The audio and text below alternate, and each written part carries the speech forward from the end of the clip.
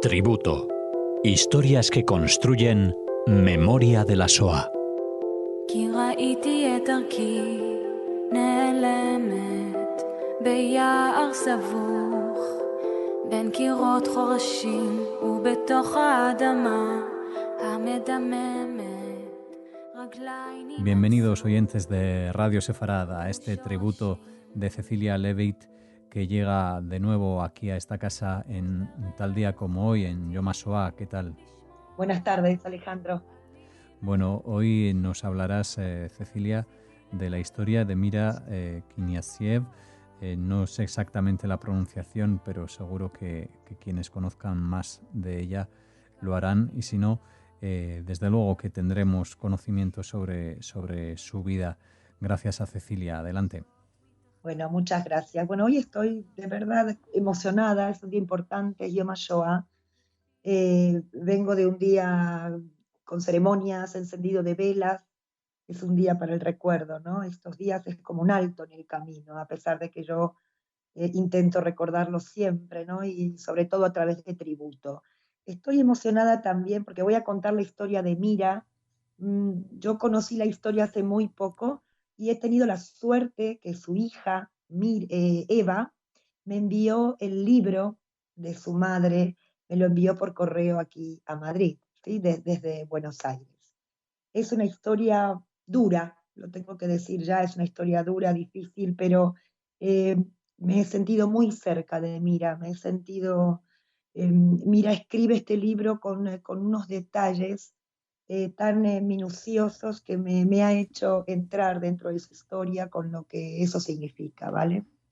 Entonces voy a comenzar hablando de que, bueno, Mira nace en la ciudad de Białystok, en Polonia, en 1928. Mira adora a su ciudad natal, describe una ciudad con unos parques bellísimos, unos parques casi los más bonitos de Polonia, unas calles, un moderno teatro, el clima era agradable. En Białystok viven 100.000 habitantes, de los cuales 60.000 son judíos. Y Mira tiene una infancia absolutamente feliz. Adora a sus amigos, a su gimnasio hebreo, donde estudia, a sus profesores y sobre todo adora a la naturaleza. Su padre, Abraham, era el director administrativo del hospital israelita, es decir, del hospital judío de Białystok, como si fuera el administrador. Y la vivienda, es decir, donde ellos vivían, viven casi en un edificio pegado al hospital. Una entrada de la vivienda se entraba por el hospital y la otra entrada ya daba a una galería, podemos decir. Y ellos viven en la segunda planta de este edificio del hospital. Mira, juega en el patio con sus amigos, que eran todos hijos del personal del hospital y por supuesto también con sus primos. Los médicos del hospital eran todos judíos, y los quiero mencionar: los doctores Kaplan, Kramatz, Citrón, Perelmutter, la doctora Segal. Las enfermeras y las auxiliares eran judías y también cristianas. Por ejemplo, en el hospital se celebran las festividades judías y cristianas. Era una familia tradicional, no eran religiosos, pero las festividades judías eran vividas intensamente. Ella describe Rosh Hashanah, Yom Kippur, muy especialmente Pesach, la vajilla especial, la limpieza de la casa. Mira tiene un hermano que se llama Lonia y es 8 años mayor que ella. Ella lo admira, ¿no? Al margen que lo adora, pero sí, lo admira como hermano mayor. Destaca de esta infancia las temporadas de vacaciones que pasaban en el campo a lo largo de 3 meses. En el verano ella partía con su familia, no solamente su padre y su madre, sino sus tíos, sus primos, abuelos, y se instalaban en un bosque, ¿no? Y ella recuerda el río, campos de trigo, establo, gallina, caballos, la leche fresca, ¿no? Recién ordeñada y tibia. Ahora, en la Polonia de aquellos años, ya estamos hablando de 1936, recrudece un antisemitismo bastante feroz. los endeques, que eran nacionalistas y antisemitas polacos, hacían la vida imposible, ¿no?, a los judíos. Previamente había gobernado el mariscal Pilsudski, que era un hombre de bien, y la vida con él era, digamos, era llevadera, las instituciones florecían, la industria, el comercio, pero con su muerte, y estamos hablando de 1936, todo cambia. Hay boicot a los negocios judíos, persiguen a los jóvenes, agrediéndolos de manera verbal, pero también físicamente. Se estableció un número clausus para estudiar en la universidad. En este tema, por ejemplo, Lonia, su hermano, acaba el gimnasio hebreo y no puede, por el números clausus, no puede estudiar en la universidad. Por tanto, por contactos del papá, lo van a enviar a la Unión Soviética a estudiar en la universidad. Esto es todo un secreto, podemos decir, pero la realidad es que se despiden de Lonia y la casa queda como muy, muy triste, ¿no?, como apagada.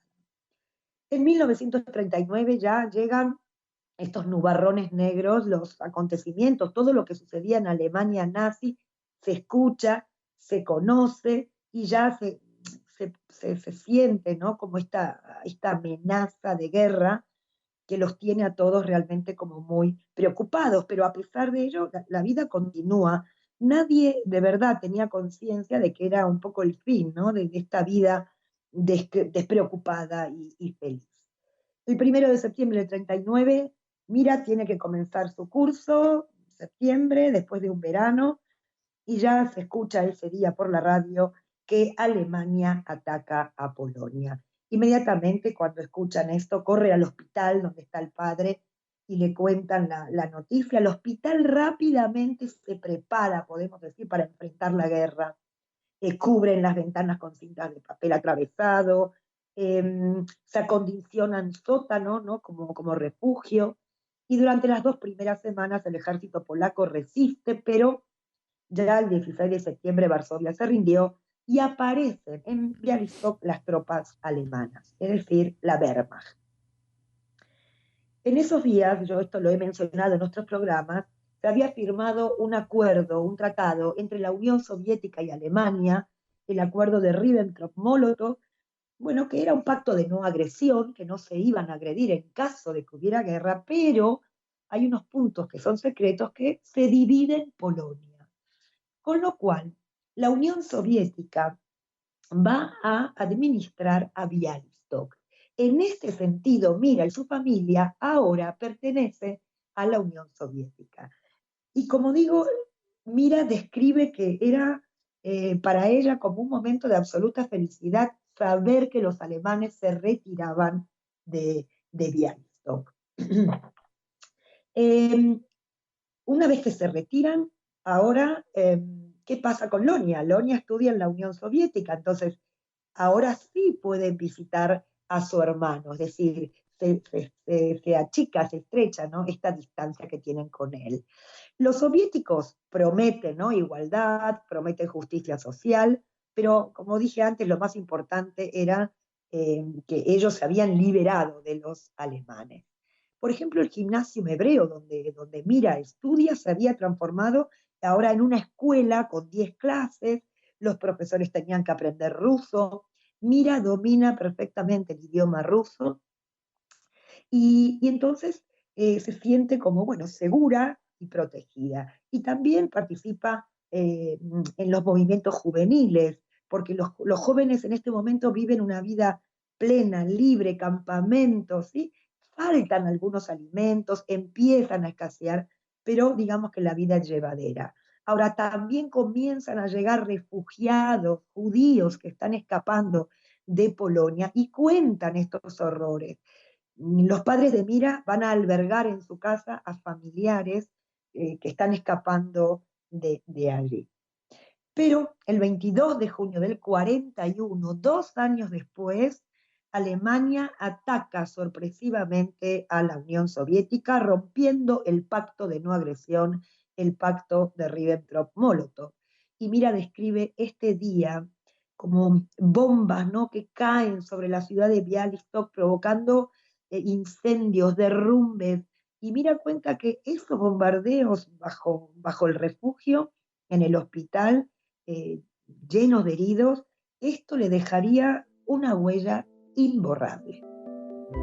ולרגע יכולתי לשמוע עלים מלמדים שירתם ורציתי לעלות גבוה לפרוח איתם. En los primeros días de la invasión, podemos decir que comienza una verdadera cacería humana. Cerca de 1000 hombres, muchachos, fueron quemados vivos en la sinagoga principal de Bialystok.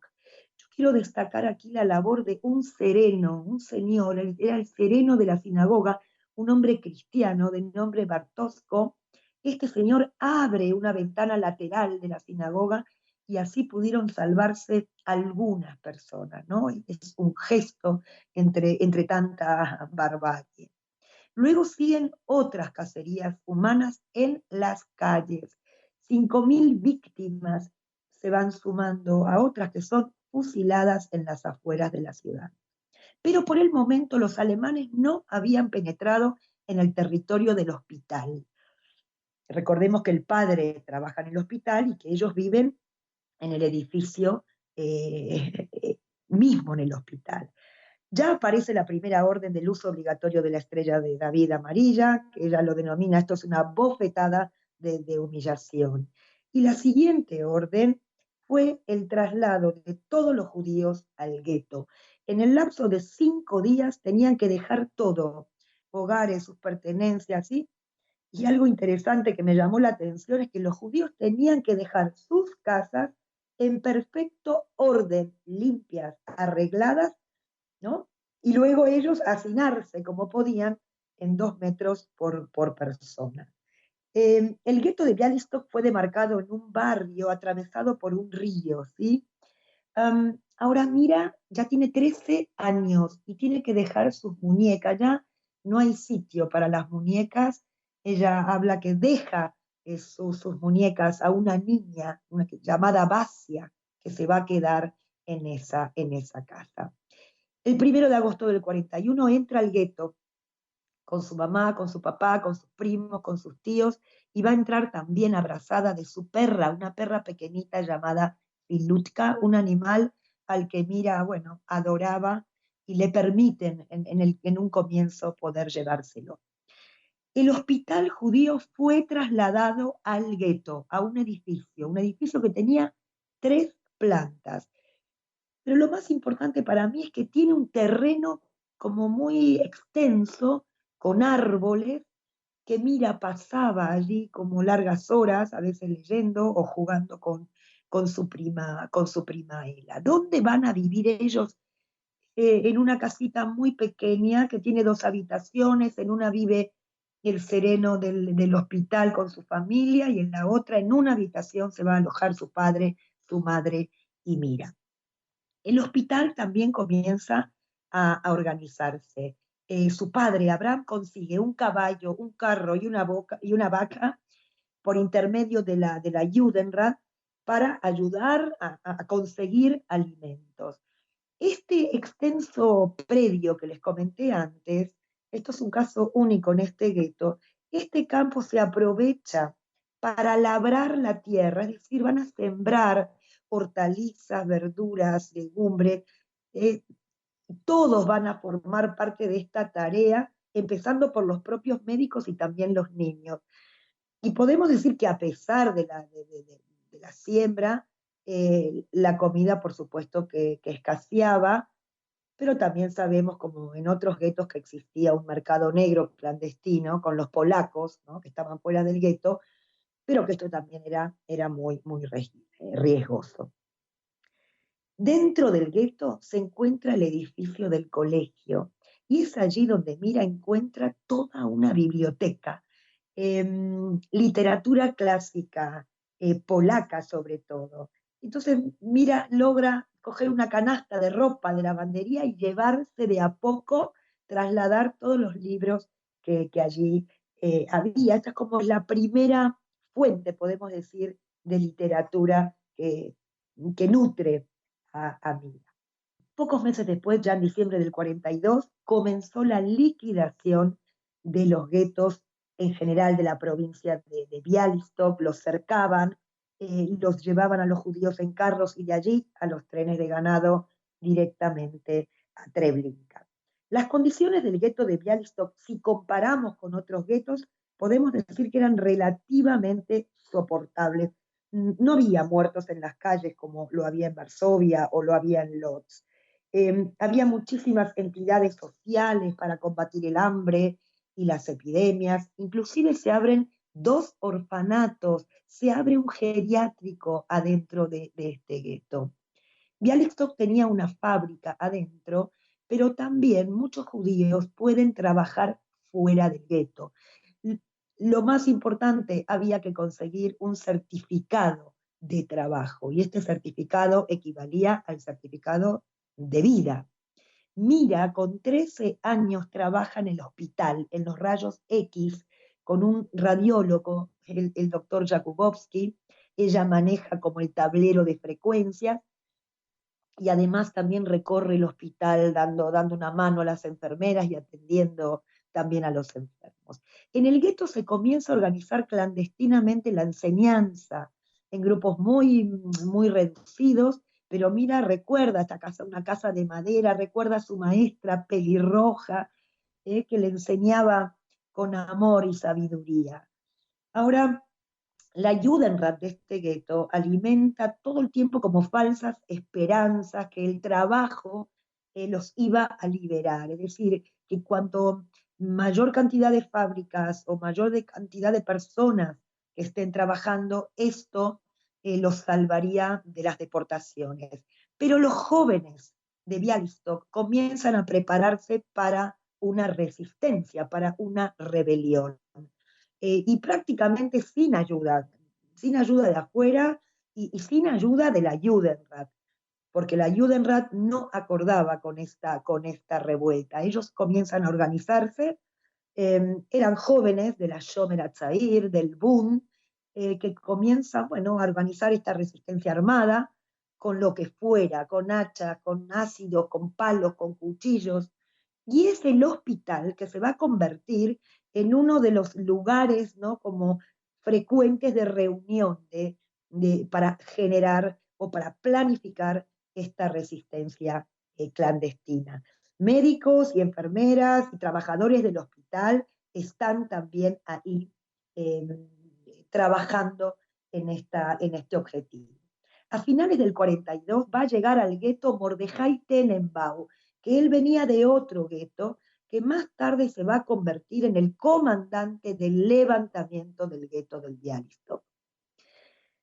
Y así, preparando esta resistencia, se empiezan a construir escondites, búnkers de toda índole, desde los más precarios hasta los más sofisticados.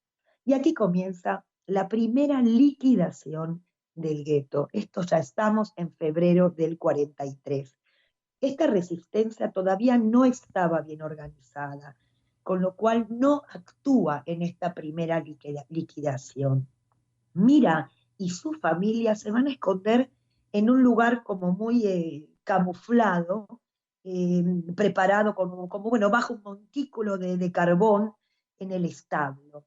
En esta acción, en esta primera liquidación, todos los días, desde la mañana, los alemanes y los ucranianos persiguen a todos los judíos que están a su alcance, tirando granadas en los búnkers. 10.000 vidas, ¿sí?, se cubrió esta primera acción. Los alemanes se retiran y la familia de Mira regresa a su casa. El terreno del hospital queda libre de alemanes y el padre de Mira extiende certificados de trabajo para que mucha gente pueda salvarse. Y llegamos a 15-16 de agosto del 43. Mira lo describe como una noche de una luna hermosa. A las 2 de la mañana el gueto quedó rodeado por las tropas de las SS. Aparecieron órdenes en polaco, en alemán y en yiddish, obligando a presentarse a todos los judíos para ser deportados. Esta vez la resistencia responde. Comienzan incendiando la fábrica de algodón, que esto era como la señal del comienzo, ¿no? Para empezar la lucha. Los alemanes atacaron, bueno, con tanques, por supuesto que la lucha era desigual, predestinada, pero no era una lucha por sobrevivir, sino sobre todo por la dignidad, ¿no? Del pueblo judío. Algunos logran escapar a los bosques, pero al terminarse ya las últimas municiones, ya el comandante Mordejai Tenenbaum se suicida y el gueto va a durar así un mes en esta resistencia y los alemanes ya invaden el hospital. Su padre lo primero que hace es repartir todos los alimentos que tenían allí escondidos, eh, y es así como la familia de Mira, su padre, su madre y el resto de la familia marchan a la Uxtalplatz, que es la plaza de la deportación, y de allí, entre golpes y gritos, ascendieron a los vagones herméticamente cerrados. לראות את האור, לראות את האור.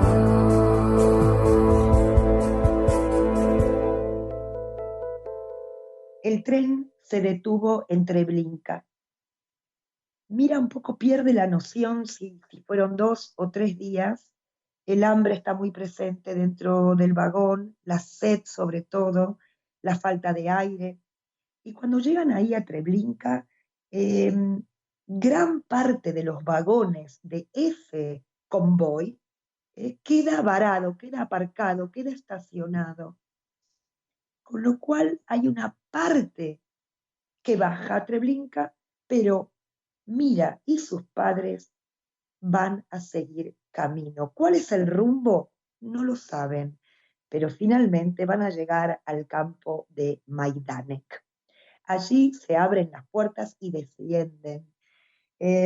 Estuvieron en este campo solo unos días y por razones que ellos ignoran, fueron conducidos otra vez a la plaza de la deportación, nuevamente a los vagones y nuevamente bajo una agonía fueron trasladados al campo de trabajo de Blissin, cerca de la ciudad de Radom. Aquí separan a los hombres y a las mujeres, sobre todo para el trabajo, los desinfectan. Aquí hay barracas para hombres y para mujeres. El campo no era un campo de exterminio. Aquí no hay cámaras de gas ni tampoco crematorios. Se trabaja en talleres de costura, de tejido. Abraham, su padre, fue destinado a un trabajo fuera del campo y Mira y su madre en la tejeduría. Por supuesto que hay violencia, hay denigración, hay hambre, todo esto está a la orden del día, y sobre todo el tema de la epidemia de tifus, que va a cosechar muchísimas víctimas, entre ellos va a enfermar su madre, luego va a enfermar su padre, también Mira va a enfermar, pero de a poco cada uno de ellos se irá reponiendo. Pasados unos días, cuando ya están mejor, nuevamente aparece una nueva deportación. Ahora sí, este campo de trabajo va a ser evacuado y el destino de la familia de Mira será Auschwitz. Y es aquí, en la llegada a Auschwitz, despojados de sus ropas, desnudos, con los brazos tatuados, Mira recibe el número A15538 y su madre A15537. Su padre se encuentra en otra barraca, separadas por alambres de púa, pero cada tanto podían verse. Inclusive Abraham, el padre, le consigue a su hija un par de zapatos y un día le da un chaleco de lana. Auschwitz es el infierno, ella lo describe como escenas dantescas, ¿no? Su padre va a ser evacuado a otro campo junto a otros prisioneros. Se hablaba de minas de carbón y entonces aquí llega como el momento de la despedida de su padre. Tanto su madre como Mira describen esta despedida con absoluto dolor, una pérdida muy grande. Y la triste realidad es que jamás volverían a verlo. Mira, mientras está en Auschwitz, es testigo presencial de la voladura del crematorio de Auschwitz. Uno de los crematorios explota, lo hacen volar los propios prisioneros, como un acto de rebeldía, ¿no? Nuevamente, esto de luchar por la dignidad. Y ahora sí, ya llegó la temida selección final. Mira decide no separarse de su madre. Ella estaba decidida a morir. Ella ama la vida, pero no esa vida. Mengele, el ángel de la muerte, es quien decide quién vive y quién no. Su madre es seleccionada para la muerte y Mira decide no separarse y dirigirse con ella a las cámaras de gas. Son trasladadas para su exterminio a la barraca número 25. Era conocida como la barraca de la muerte. Y desde allí ya partían en camiones a la cámara de gas. Pero cuando están en esta barraca, los días pasan, nadie les lleva comida, tampoco les llevan agua. Es cierto que estaban destinadas a morir, pero no aparece nadie hasta, estamos hablando ahora finales del 44, y el Ejército Rojo y los aliados estaban avanzando en todos los frentes. Y es en esa marcha que ya liberan algunos campos, por ejemplo Maidanek, y a raíz de esto había llegado la orden a Auschwitz de desmantelar los crematorios y borrar, digamos, todas las evidencias. Entonces, esta orden llega cuando tocaba el turno de Mira y de su madre. Y entonces aquí podemos decir que comienza la evacuación del campo y las marchas de la muerte. Mira se las va a ingeniar para quedarse en Auschwitz, esconderse en Auschwitz con su madre y no partir a las marchas de la muerte. Y es así como va a quedar en el campo hasta que el 27 de enero del 45 el mundo, ¿no? Libera, podemos decir, la Unión, los rusos entran en Auschwitz liberando el campo de exterminio. Lo que viene después, de verdad que es digno de otro tributo. Solo deciros que Mira y Berta, su madre, regresan a Bialystok. Su hermano Lonia había sido reclutado por el Ejército Rojo y salva su vida. Y llegar a Bialystok no es nada sencillo, pero el instinto de vida, y Mira siempre tenía una frase que es: la vida es más fuerte. Mira se enamora de Mietek, que es un judío también de Bialystok, que había sobrevivido como partisano en los bosques. Y aquí una nueva vida muy difícil, una Polonia comunista. Aquí va a nacer su hija Eva en Bialystok, y ya en el año 1960 deciden abandonar Bialystok y dirigirse a la Argentina. Mira va a vivir en Argentina a partir de los años 60 y ahí va a crear su familia, la va a construir con absoluto amor. Eva, su hija, crecerá y se educará en la Argentina. Mira, es una mujer muy, muy culta, a lo mejor por todos esos libros, ¿no?, que la instruyeron, que ella consigue. Escribe poesía, escribió un libro que se llama Quo Vadis Mundo, ¿dónde vas, mundo? Mira tiene en este libro como el atrevimiento de preguntarle al mundo, como mirarlo de frente, ¿no? Un poco tiene derecho para hacerlo, sabe lo que dice, ¿no? Es una especie de grito, ¿no? Es un grito de una niña de 14 años que de verdad que nos lleva como de la mano hacia esta barbarie.